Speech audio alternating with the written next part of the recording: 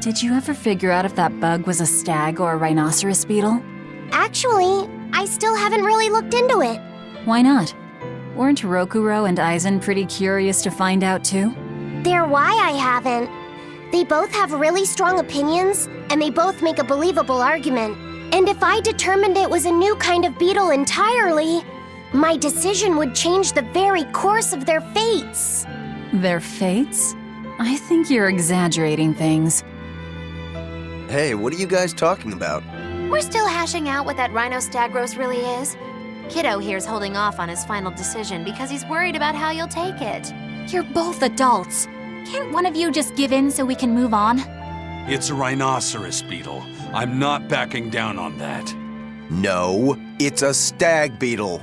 Why not just take off the pointy bits? Then we can all agree it's just a plain old beetle. Simple. Sounds good to me. Don't even joke about that. If you took away my swords, I wouldn't have anything left. Same thing goes for a stag beetle and its pincers. And taking away a rhinoceros beetle's horns is disrespectful to its way of life, and to even suggest it is just plain wrong.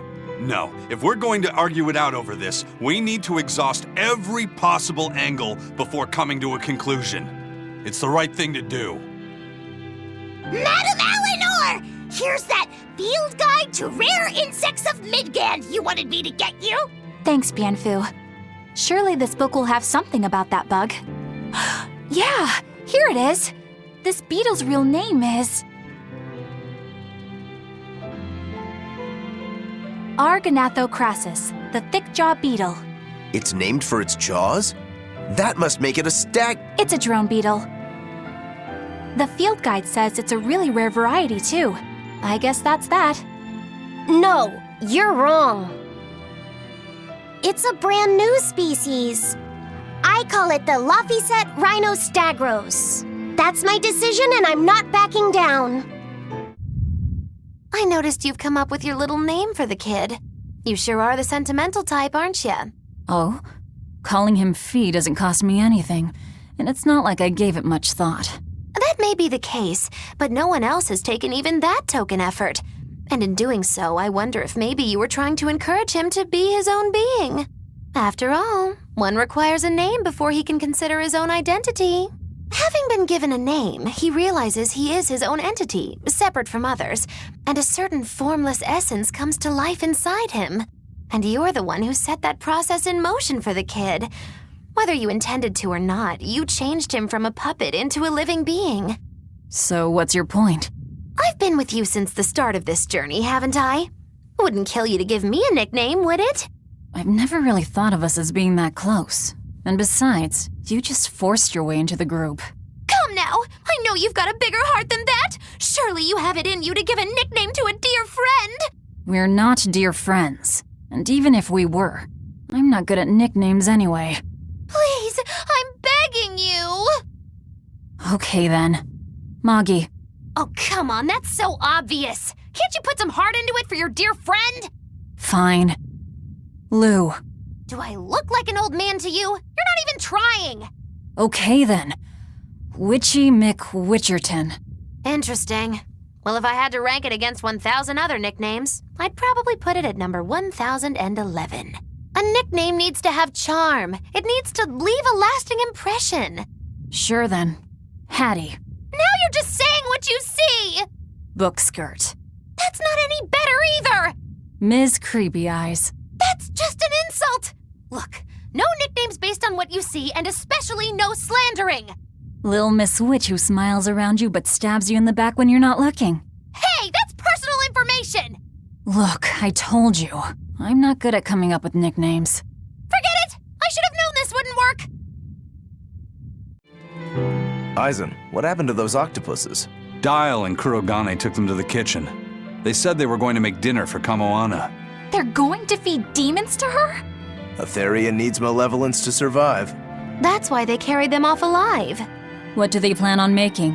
Octopus ink pasta with takoyaki and fried octopus on the side, and Hellavesian octopus carpaccio. Do they have a takoyaki pan here at the prison? Kurogane hammered one out with some iron, along with a large pot for the pasta. Still looking like that? Takoyaki would hit the spot right about now, though.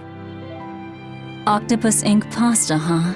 Like squids, octopuses release ink as a defensive mechanism, but theirs is made of different stuff and is used in other ways.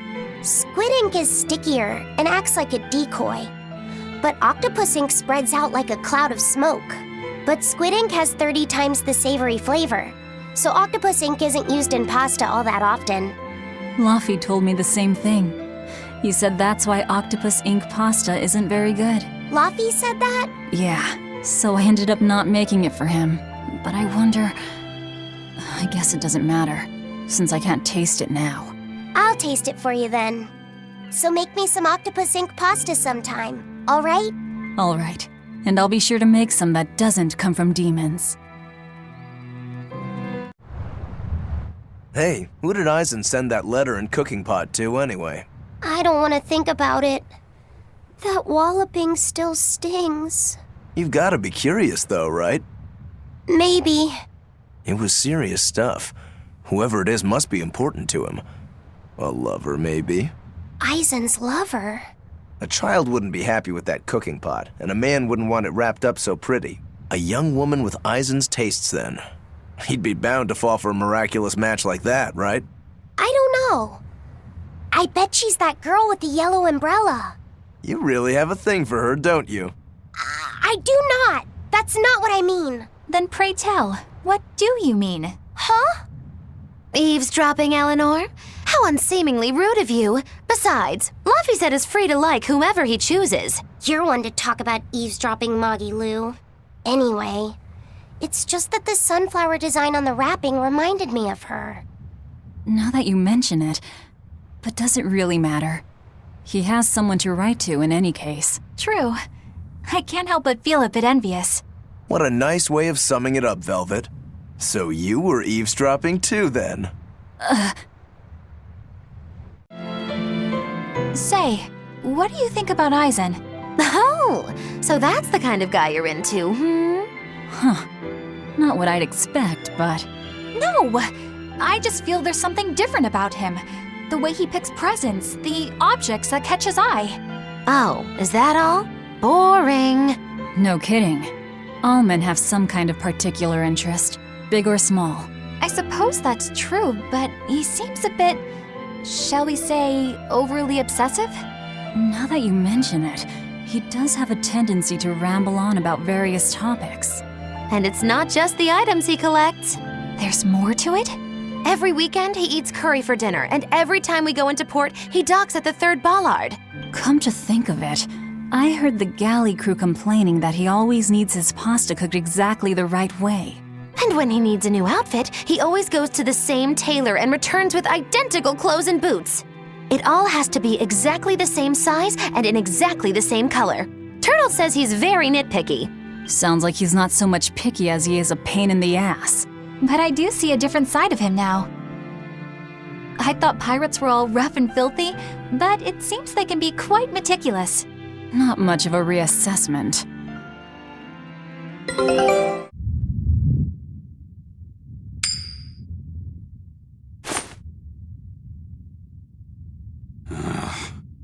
It must not feel great only ever getting tails, I bet. Nah, I don't really mind that much. It's way too late for me to start letting that bother me. Yeah, but wouldn't it be nice to get heads at least once? Hell, I know I'd like to see that, and I bet Laphicet here does too. Yeah, I do. Right? That's why I've brought something a little special. Ta-da! What's so special about that coin? It looks identical to the one Eisen already has. The front side does, yes. But both sides of the coin are actually heads. I had Kurogane make it for me custom. If both sides are heads, then not even the Reaper's curse can stop it. Well, yeah, but that's cheating. What's the point in getting heads if it's rigged that way? It's not cheating. It's called effort and hard work. How? If you always work hard and never give up, you'll make your own way forward. All right, I'm in. I'll get that heads for you.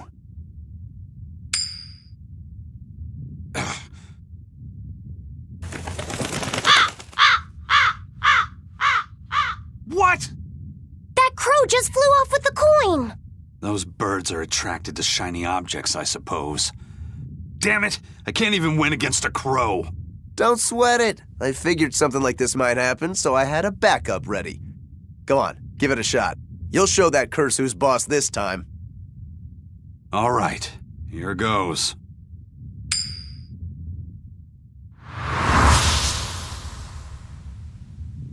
I don't believe it! Now Prince Percival's griffin's gone and eaten the other coin right out of the air! Are you kidding me? Not to worry, I've got a spare backup. It's time to put that curse on notice. Right. Here I go.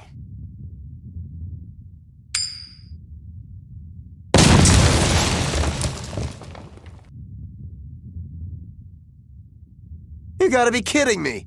Reaper's curse or not, does it really have to go this far over a damn coin? It's fine, really.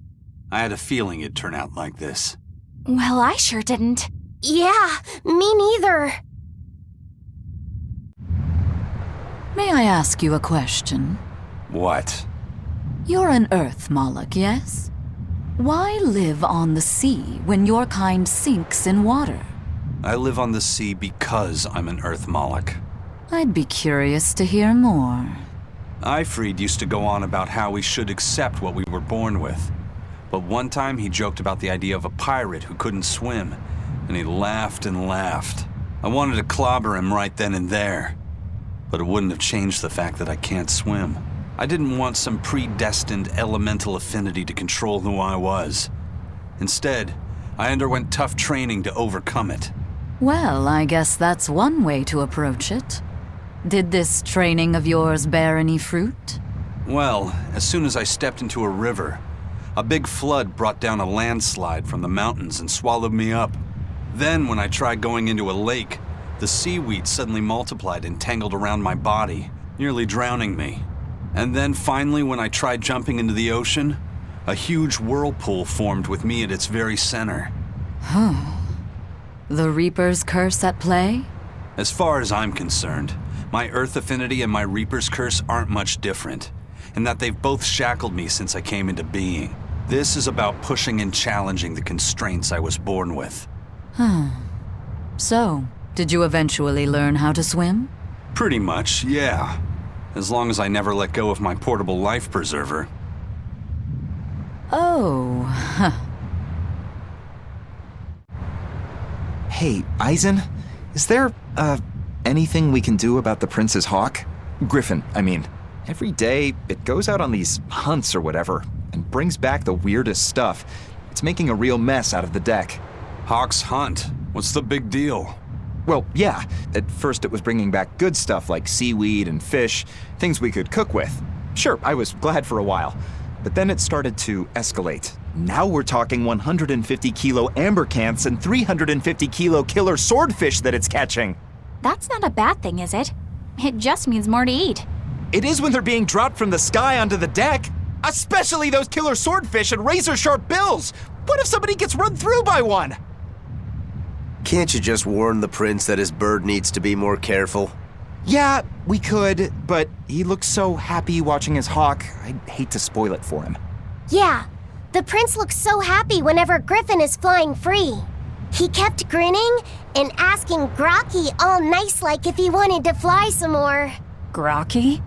That's what Kamawana kept calling Griffin. She says she came up with it by combining Griffin and Hawk. This is probably the first time in the prince's life that he's tasted any freedom.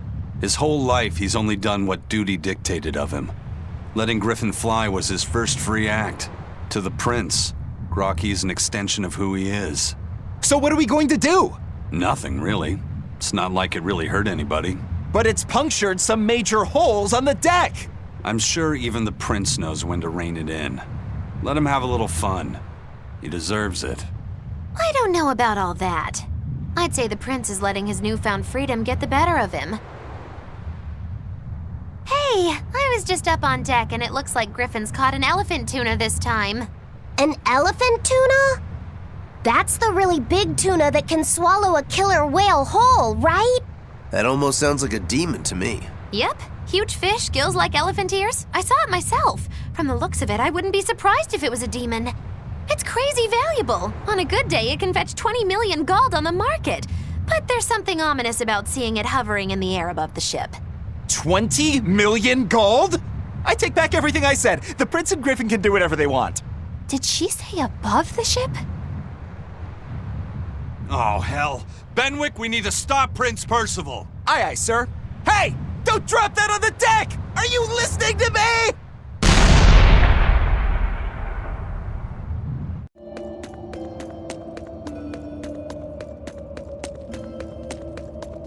This must be Longdow's dust. The ingredient Vidal's Omega Elixir recipe calls for. I can't believe you actually found it. We have to go tell Vidal.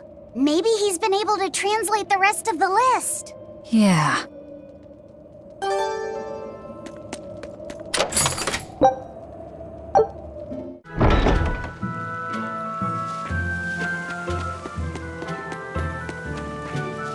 Wow! Is that Longdow's dust? That's one of the Omega Elixir ingredients! You found it! You really found it! Yeah, it's proof your research is right. Thanks! I've just managed to translate the description of the second ingredient. Here, take this and... Oh, What's wrong? Your face is red. Hey, you're burning up. it's fine. I'm pretty much always running a fever. That makes it even worse. We need to get you home so you can rest up. But I'm still translating the recipe. You heard me. All right. She's scary. Is she your sister or something, Laphicet? Well, it's kind of a long story. Oh, okay. Well, you seem to have a pretty complicated life. Do you think he's always that sick? Wouldn't surprise me. I was weak when I was a kid, too. He's probably been like this since he was born. That must be why his parents named him Vidal. It means to live. Huh. I never thought about that. Laphicet is like that too. It means one who lives. One who lives. And he wants to be an explorer when he grows up. I feel sorry for him. But if he drinks the Omega Elixir, I think he can get better. When he sets off on his adventures, will you let him aboard the Von Eltia, Eisen? I suppose I could cut him a deal. You'd charge him? I'm a pirate, kid. Comes with the territory. But I promise you, I won't charge him too much. I suppose that'll have to do. One who lives. I did not know that Laphicet's name had meaning behind it. Didn't mean much in the end. I poured my soul into getting him through. But he's still dead all the same. Hope. What a waste. You really think it was pointless? What else am I supposed to think? It won't bring him back. Did you guys hear? The search party that went to the Laban tunnel was wiped out by a demon. Really? They were the ones out searching for Count Capelus, weren't they? You mean the one who managed to get kidnapped? Despite everyone else at his manor, servants and children alike, getting killed? You'd think noblemen like that would have some decent exorcists among their personal guard. Suppose he did. But I heard every blade there, sword and spear alike, was found chipped and cracked to hell. What kind of demon could do that? Who are the Capeluses? They are one of the great noble lines, on par with Oscar's Dragonia family, and have served Midgand for generations.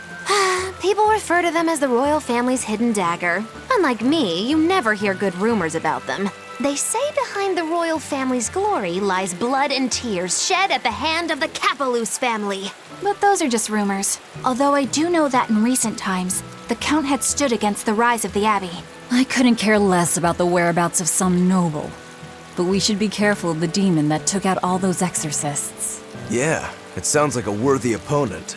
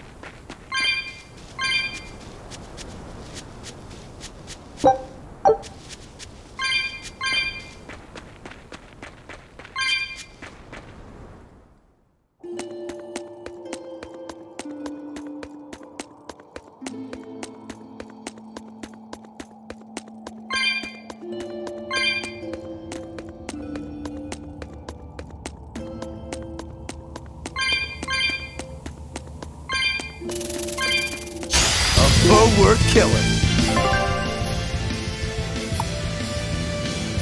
Check out the height on that one. I bet I could take it down in 3 swipes. 3? More like 1,000, I bet. This isn't the time to be kidding around, you guys. I'm not kidding here. Armor Crusher! Chain Wave! Armor Crusher!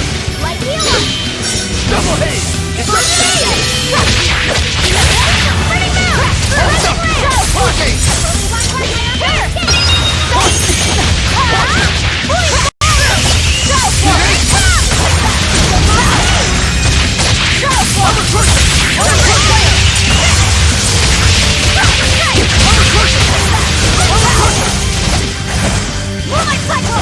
Hurricane, hold up!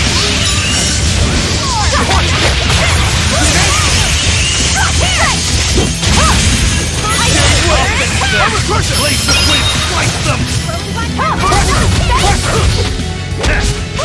Pressure! See this?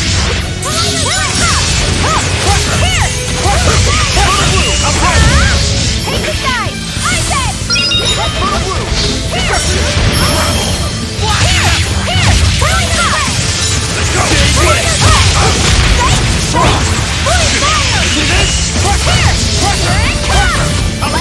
Let's go! Not good!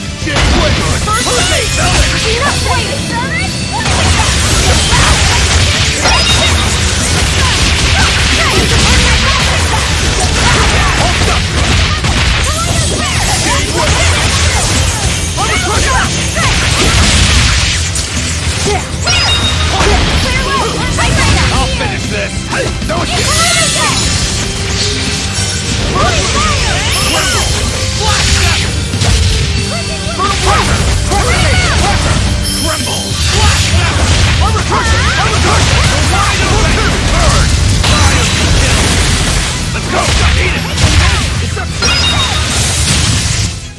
That was a considerably powerful enemy.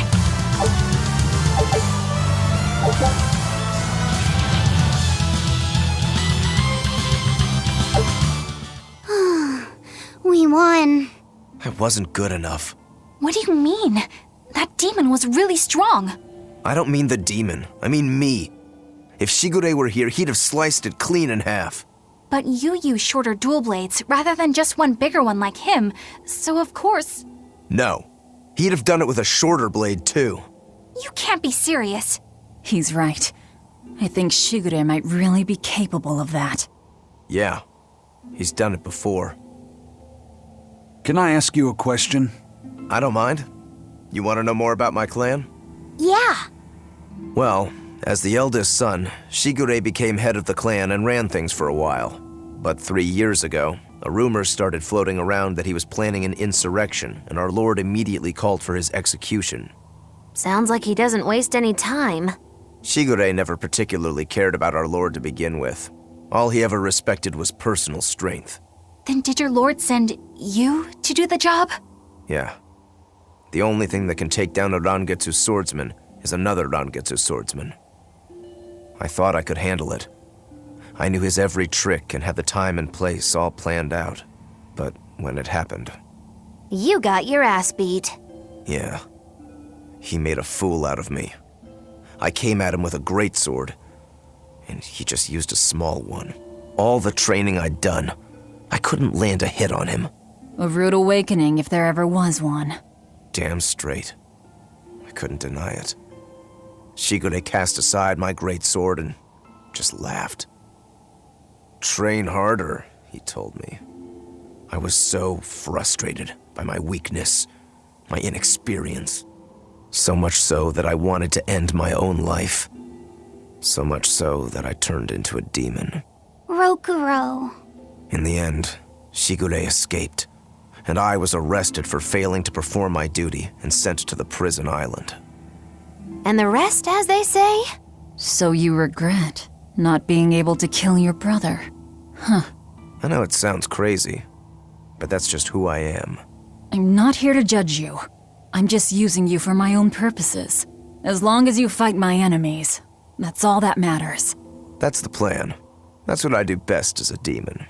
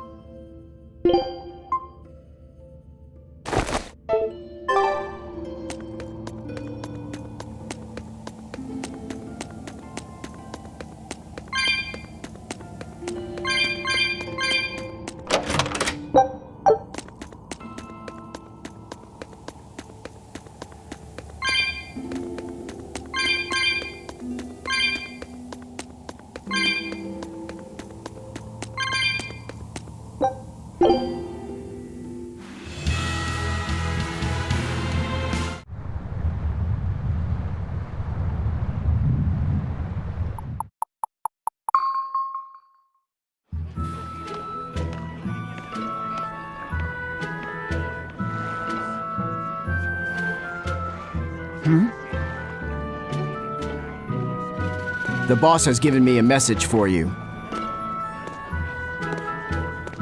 Says there's some sort of nasty demon running around in the Eldina Plains, to the east of Logris. She thought it might be the one you're looking for.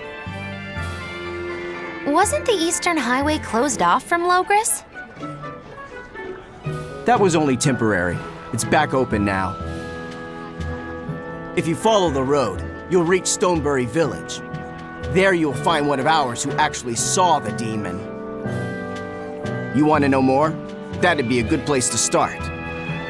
Got it. Hey, that's the same direction I sensed the... Give Tabitha our thanks.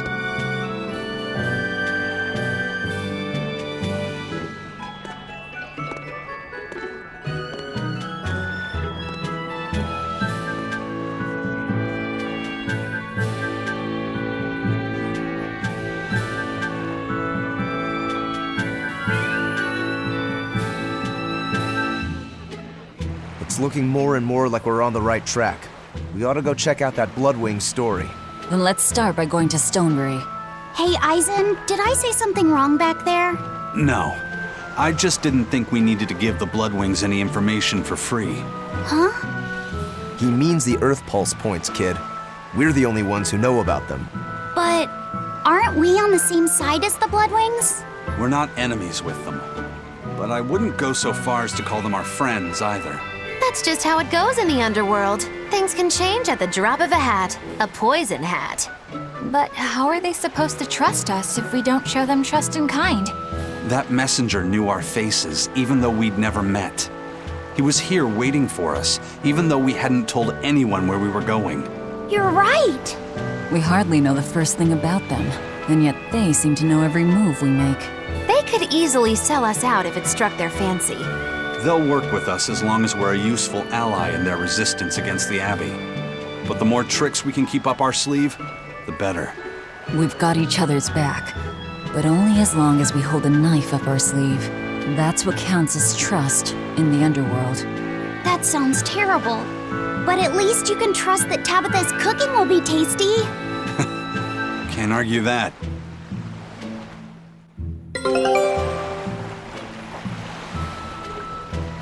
This is everyone's first time to Stonebury, right? Why was it blocked off? Demons?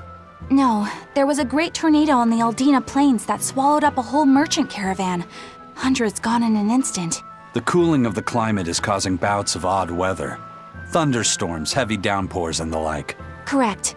The Abbey is keeping a tight guard on traffic through the affected areas. If it's open now, that must mean the tornado is gone. I wonder what sort of place it is. It's quite lovely. In the vast forest to the east, you can find gemstones, and it's teeming with rare plants and insects. The locals trade only as much meat and hides as they need, and they live peaceful, quiet lives. You sure know a lot about this place. It's where the Norman he first fell in love with grew up. Yeah! Please don't embarrass me. Though we are apart from each other now, our hearts are still as one. Immediately after you and I made our pact and set off, she fell in love with some macho Norman and moved away. What? Why haven't I heard about this? How long have you known? Oh, I don't know. Maybe I found out during my long search for you. Or maybe it was right after we left. I remember leaving something in the village and going back to... Oh well, not like it matters. It does matter! There's no sense in crying over a fickle girl. Come, Stonebury awaits.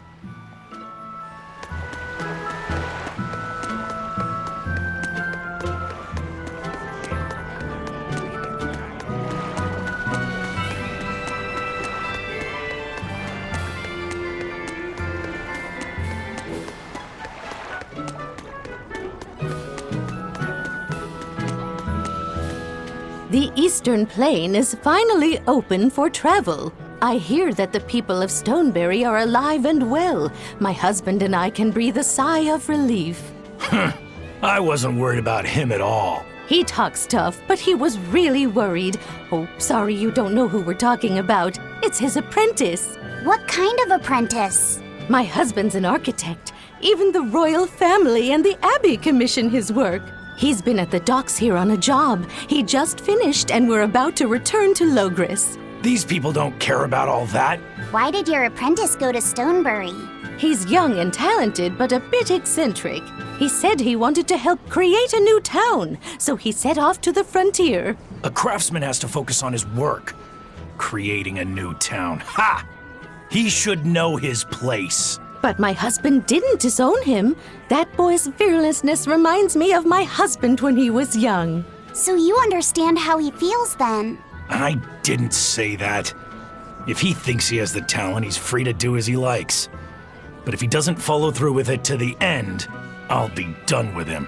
Did you hear that? He thinks the boy can do it. If you ever find yourself in Stonebury, go visit that boy's workshop. Right, I'll do that. Sorry about my husband. He can be a real grump. Don't worry about it. I'm pretty used to people like that. Hey, what's that supposed to mean?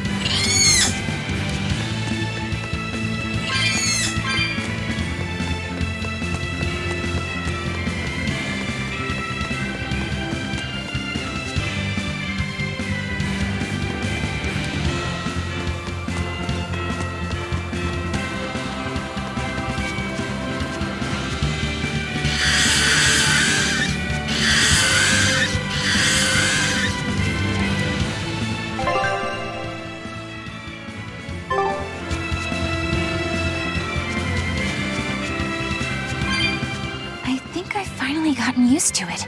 Used to what? Your powers. I think I finally got a handle on them in a way that feels right. That's good. Hopefully you won't faint anymore. Yeah, and I'll keep learning too. I hope we can make this work out. Yeah, definitely. Fingers crossed. What's wrong? Nothing. Hey! When you and Eleanor made your pact together, she gave you a true name, right?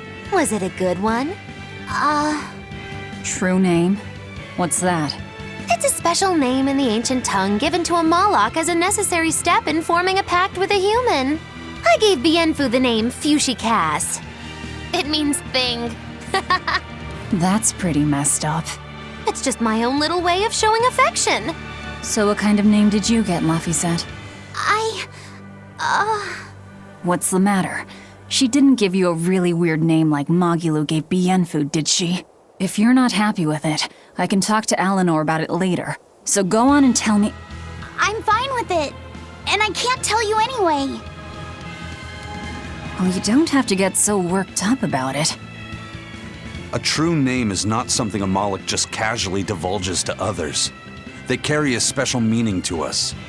Speaking it to anyone other than our Pact Keeper carries a special meaning. Between comrades, it means we trust them with our lives. In other cases, it's practically a confession of love! You could have said something sooner, you know. Laphicet's at a delicate age. You should be more careful in the future. Oh, really? It's just another way of showing affection.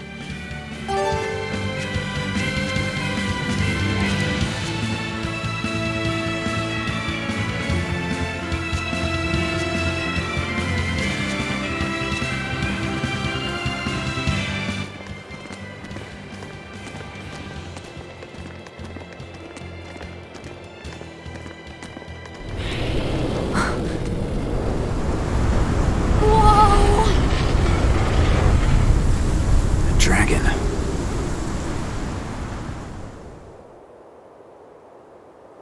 That's gotta be the demon Tabitha wanted us to know about. It's flying free, but could it still be a therion? I just felt an Earth Pulse point. It's that way, somewhere near the top of that mountain. Let's check it out.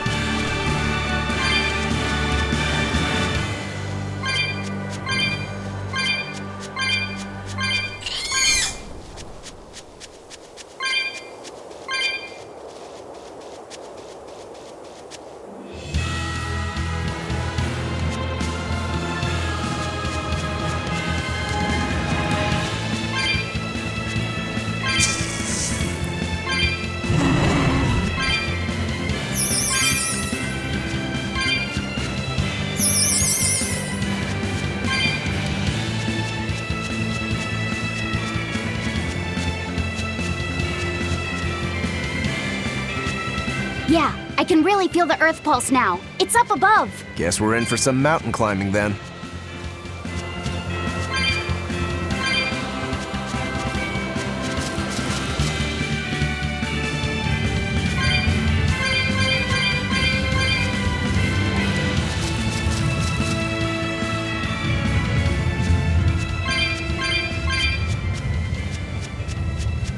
Here!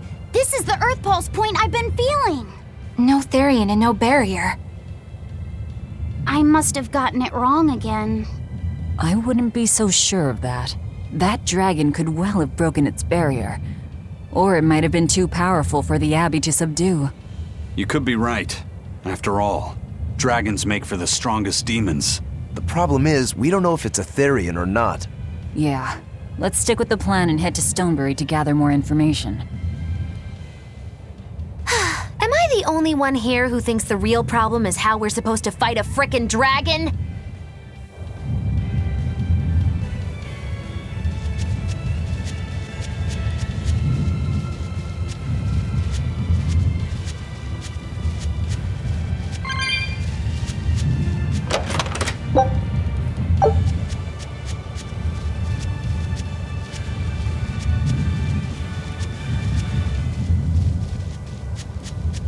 I can't wait to take a good look around. Whoa, now that's what I call a view. I agree that it's beautiful, but don't leap about so much. You'll fall. I can sense many earth pulses under this place. I figured you'd notice that. An intricate web of earth pulses crisscrosses the land under the Aldina Plains. Mountains like these would normally take tens of thousands of years to form, but these popped up in about a millennia. So the earth pulses have affected the land? Exactly. Long ago, people wielded arts that allowed them to manipulate the earth pulses and control the very land itself. How could arts like that exist? Perhaps they pushed against key points on the earth pulses?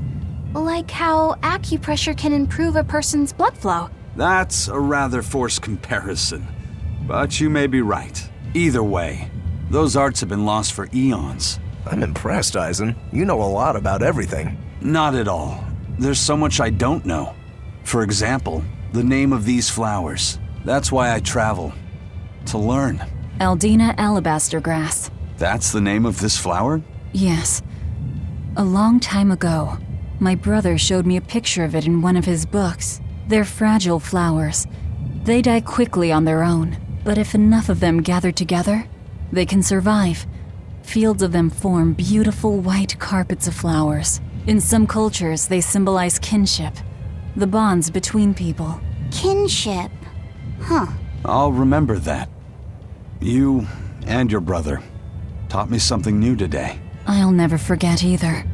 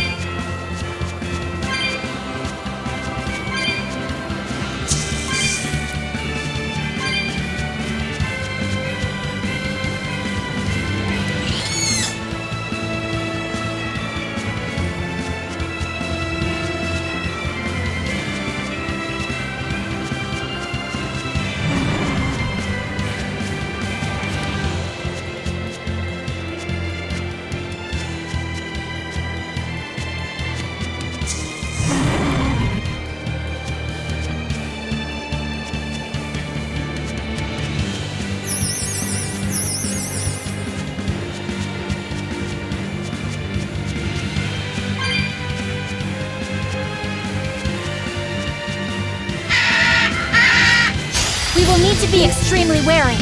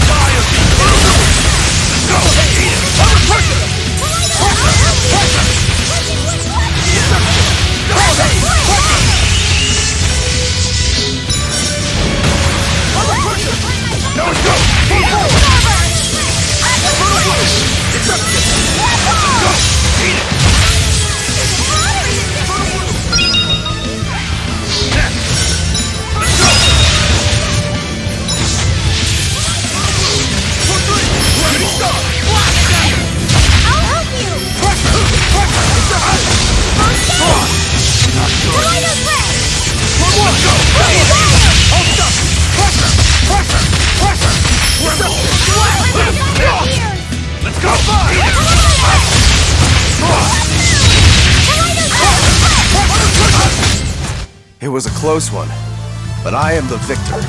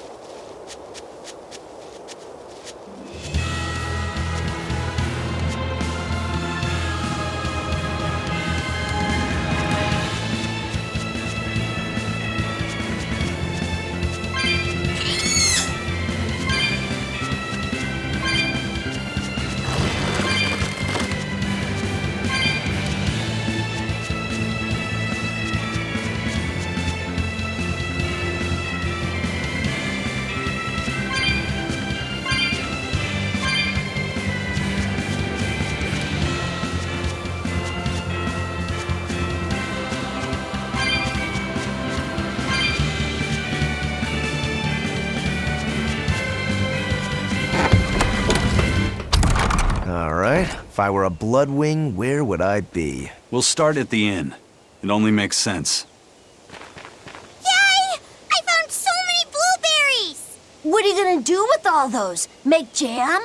I'm going to feed them to my chickens. That way they'll lay eggs with purple yolks. What? You know that won't work, right? It sure will. The color of yolks change depending on what a hen eats. My grandma taught me that. Actually, we always feed our chickens corn. Is that why their yolks are yellow? What are you gonna do with purple eggs anyway? Tourists are coming from the capital again, right? I bet they've never seen purple eggs, so I figure I could sell them for a lot. Maybe I can even make our village famous! You've thought this out, but will they really sell? You know what they'd make, right? Purple fried eggs, purple omelets, purple egg fried rice. Hey, would you want to eat a purple omelet? Strange things sell, right? You don't have to be so mean just 'cause you can't think of a better idea. Oh, sorry. Here, let me help you. Fine. Go catch a whole barrel full of jewel beetles. If we feed them to my chickens, we'll get eggs with yolks like shining jewels. I really wouldn't want to be your chickens, but... okay. What a carefree village. But you know, this is what really makes humanity amazing to me. Attempting the impossible. Reaching for the stars, just as a matter of course. Aye. Though we may stumble countless times on our way, we can achieve anything we put our minds to. Attempting the impossible, huh? That's all well and good, but there are some lines that should never be crossed. Purple eggs. Ugh.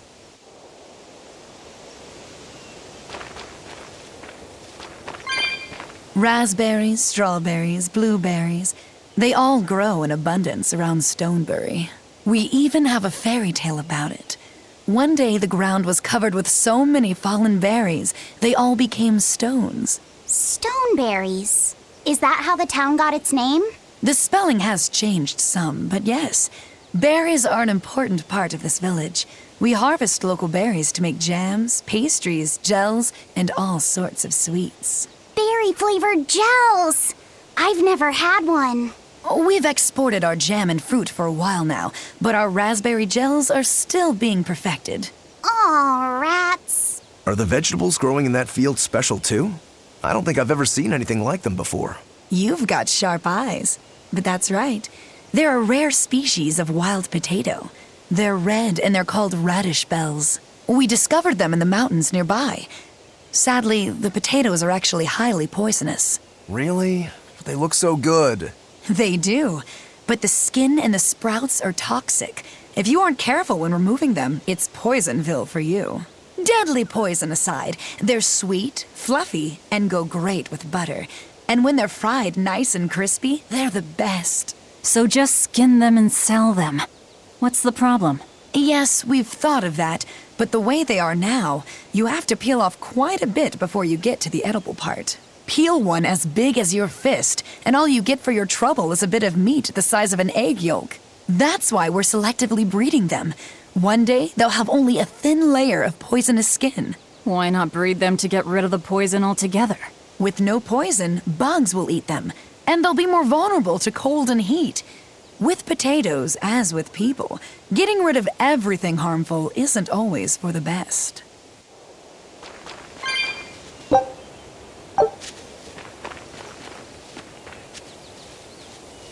The water around here is ideal for producing wine and spirits.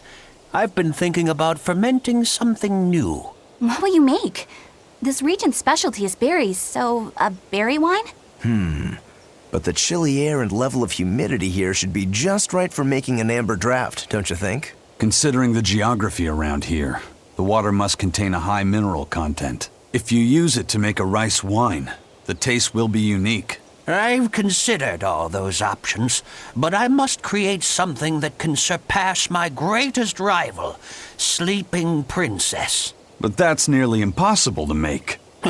Exactly. Not an easy task, to say the least. Sleeping Princess is made by filling an emerald cask with water from an enchanted mountain spring and sitting it in direct sunlight for 7 years. The water's magic causes it to change color each year. When it reaches the same deep green hue of the cask, it's ready.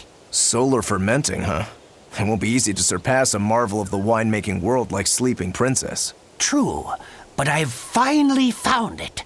The ultimate stone. A gemstone? Will you make a cask from it? That would just make it an imitation. No, what I found can only be called a natural rock filter. You're filtering wine with a rock? Deep in the heart of these mountains, I found a stone that absorbs liquids. I tried using it to filter a berry wine. The taste of it was unbelievably crisp and bright. It preserved the luscious richness of the berries while adding a clarity that left me breathless. I call it Pure Land wine.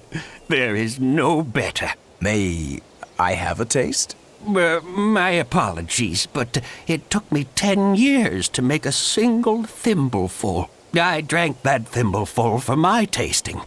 It'll be about 50 years before I can make a decent batch. I doubt I'll see a full bottle in my lifetime. 50 years, huh?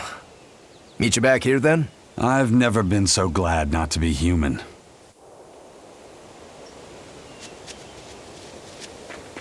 Go on, take a good look. Stoneberry hasn't had much luck growing just yet, but this pioneer town has a lot of potential. Trees grow well here, and the lumber is of great quality. Oh, we're also close to the quarries, so stone isn't a problem. As long as the demons are contained, this country will rebuild. The need for stone and lumber will soar. Best of all, this area is quiet, has beautiful lakes, and is a perfect place for a craftsman like me to work. And why settle for anything less? I do feel that you might be a bit short-handed here. It's hard to build without manpower. You're right. We need something to attract new settlers. Maybe some sort of specialty item? Is there any fruit or vegetable that can only be found around here? There is a type of potato called the radish bell that we grow, but it's got a few, quirks. If you want to attract people, you should just ring a bell. Come to Stoneberry, where the money grows on trees. A bell tower, huh? That might actually work. We can even use local stones for the bell. The Stoneberry Stone Belfry. It won't work. Huh? Try hitting a rock. Doesn't ring. Ah, how could I have missed that? I'm still such a novice. My master taught me better than this. Think before you build. That's what he always said. I need to do better and not sully his name.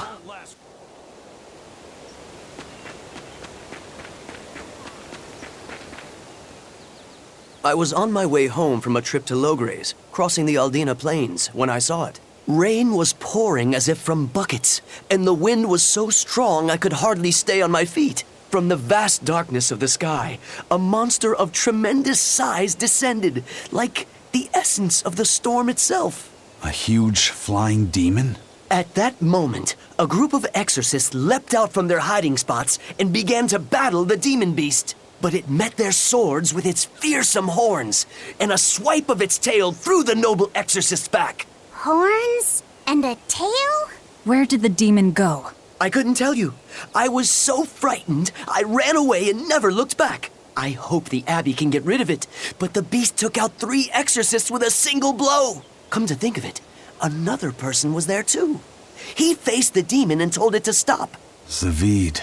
If you're going to the Aldina Plains, you'd better be careful.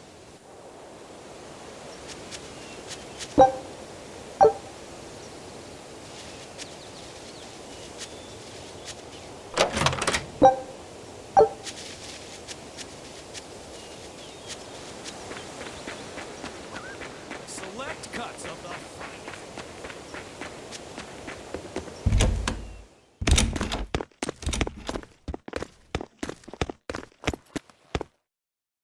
Zavid.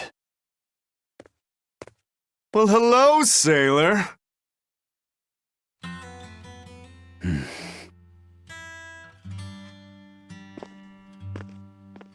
Are you waiting for someone? Nope.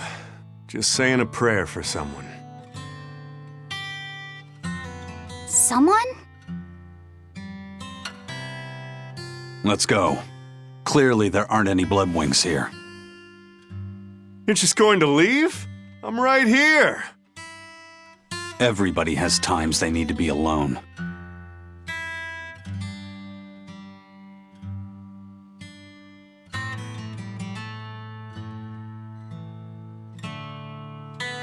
Fee. Right, coming.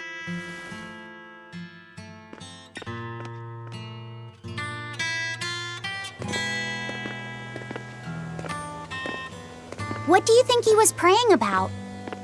Well, for one thing, he was drinking a bottle of thorny forest. Oh my! The drink you share with your special someone when you're going to be married for life! How romantic! But getting your hands on that stuff is no small feat. I can only hope I'll get a chance to taste it someday. That must have had an important meaning for Savid. That's why you left him alone. Don't read too much into it. You're Velvet, right? Ah, you must be the one who's seen the demon we're after. We saw a big snake-looking dragon fly over on the way here. Is that what you saw too? Yes, that's the one. It nests at the top of the mountain in Aldina Plains. We went to look ourselves. No dragon. It only returns to its nest on rainy days. Rainy days, you say?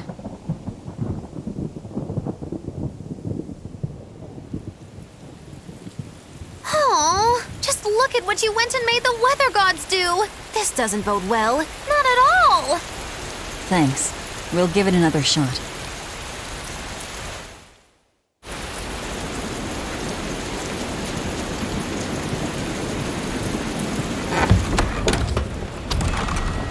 Hey there. Our meeting like this must be Providence, meow.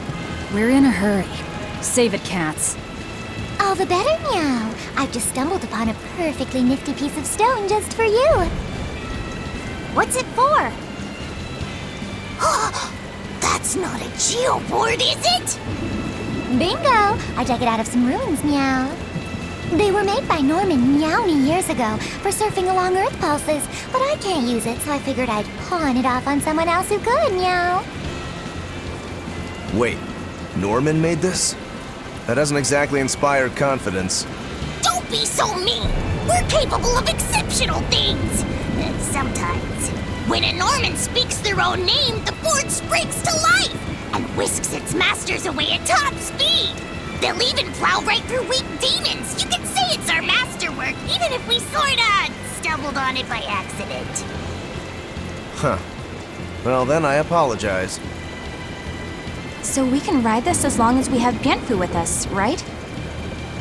Well, kind of. Do you have to use your true name to activate it? Not my true name, no. My Norman name. Wouldn't that just be Bienfu? No. Norman have a separate name that goes something like Norman so-and-so. It's almost more a title than a name. Often the name has something to do with what they're good at. Something like attack, or chain, or aqua. Right. You could say names like Bienfu and Grimoire are more like stage names. I actually don't know Bienfu's Norman name, but I can't wait to find out. What is your name, Bienfu? Come on, out with it. We're in a hurry. Norman Brave. Whoa, look at that! Wait, Bienfu. Your Norman name is Brave? That is so deliciously absurd! Why do you think I've never told you before, Bien? At least the board works, Meow. And if we get on this board, it'll move us around? Well, about that. The board propels itself by pushing against Earth pulse flows. To do that, the board needs information on the flows. But this one here's a completely blank slate, Meow. First, you need to find the geotrees in each area. They serve as a conduit between the surface land and the Earth pulses, Meow. Once you've actually located a geotree, you can record that area's Earth pulse data into your geoboard, Meow. Got it. This area's geotree is right over there, Meow. All right then. So long as we find more geotrees, we'll be able to use the geoboard to travel much more quickly.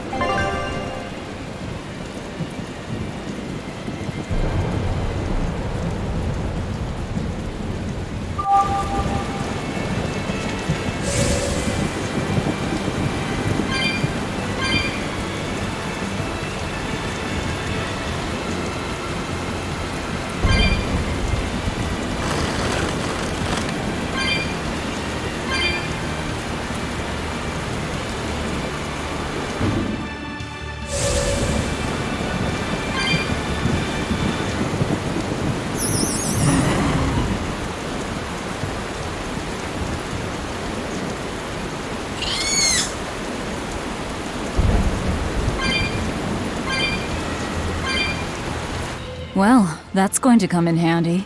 Yeah, and it's a lot of fun to ride, too. I could get used to this. I'm so worn out. I feel like I had to sprint the whole way here. Huh. Seems like operating the board saps a lot of energy from Bienfu. Even still, this board gives us a strategic advantage. Brave here will just have to bear a little exertion now and then. Yeah, Brave. Buck up. I believe in you. Be brave. Ah! Stop calling me that!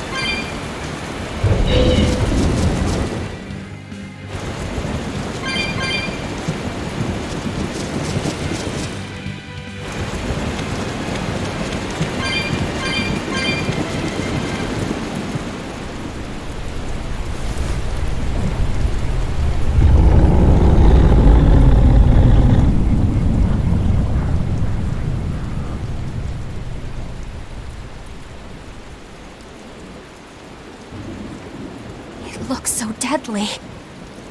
And just check out how much malevolence it's putting out. Which means it's not a therion. Let's retreat. We've got no reason to pick a fight with something we can't handle. I do. Oh, you're up for it? What? What are you doing? She's right. Fighting this creature is a good way to end up dead. Oh, sorry.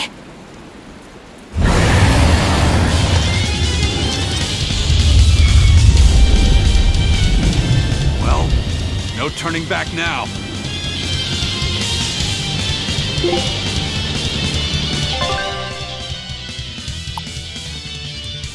Damn it, this wasn't part of the plan. Yeah, but training like this doesn't come around every day. Be on your guard.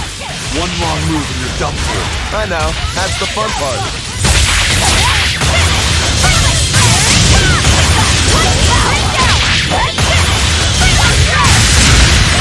I'll finish this. Let's go. Eat it. Cross.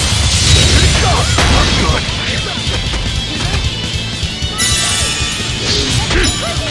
Triple. Blast them. Move forward. Let's go. Let's go. Eat it. See this? Let's go. Eat it. One more. No escape.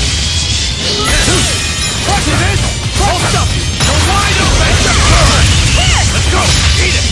Armor crusher. Armor crusher. Accepted it. Hold up.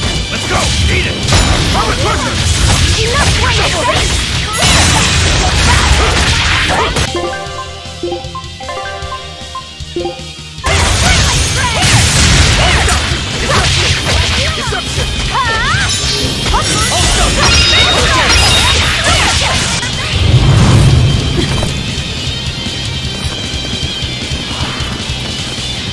Yep. This one definitely puts up a better fight than your average demon. Is there any hope of actually defeating this thing? I'll do whatever it takes. That's my way.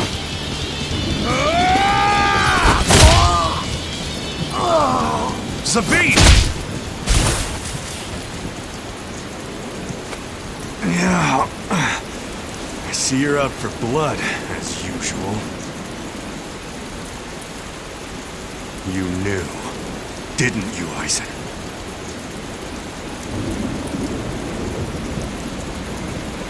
Out of my way.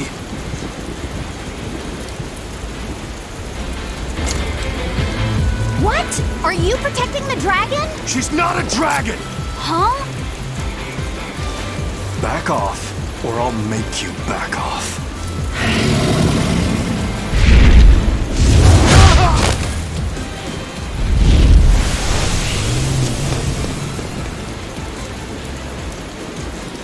Damn, it got away. That hurts, babe.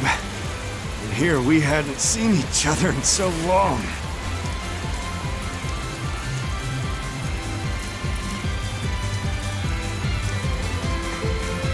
Hold it. Is that dragon someone you knew? I told you, she's not a dragon.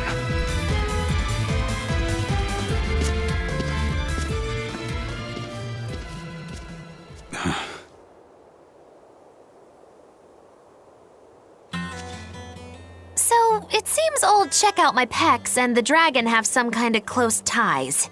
Did I hear you right? We're talking about a dragon here. I know what I said. But how could that be? When Malachim are tainted by malevolence, a dragon is what ultimately results. So you're saying that dragon was a Malak Zavid once knew? She must be who he was praying for back in town. Yeah, most likely. But do Malachim put out malevolence like humans do? No, not by themselves they don't. But if one remains in contact with humans or demons who do, it will eventually taint her, and she will become a dragon. What about you, kiddo? You feel anything weird after you got thrown into the Earth Pulse at the Empyrean's throne? I did, yeah. Can't say I'm surprised. The air there was thick with malevolence being sent on its way to Enominat. If I'd stayed there, I might be a dragon too. Is having a vessel not enough to prevent a Moloch from transforming? A vessel can reduce the effect, but not eliminate it. By stripping their Malachim of consciousness, the Abbey exorcists seem to be able to inhibit the transformation. But nothing in this world is guaranteed. Can a dragon ever be changed back into a Moloch? Nope. Just like with demons, there's no going back. Do they still hold on to some part of who they were? You saw that dragon. What do you think? Well, that's... But Zavid still won't kill it. Must be his creed at work. Eisen, listen. Whatever business you and Zavid have with that dragon, I don't care. Do what you have to. But I won't tolerate you getting the rest of us involved in it again. Do I make myself clear? You've got it. Good. Now, let's get back to the therion hunt. We'll regroup in Titania.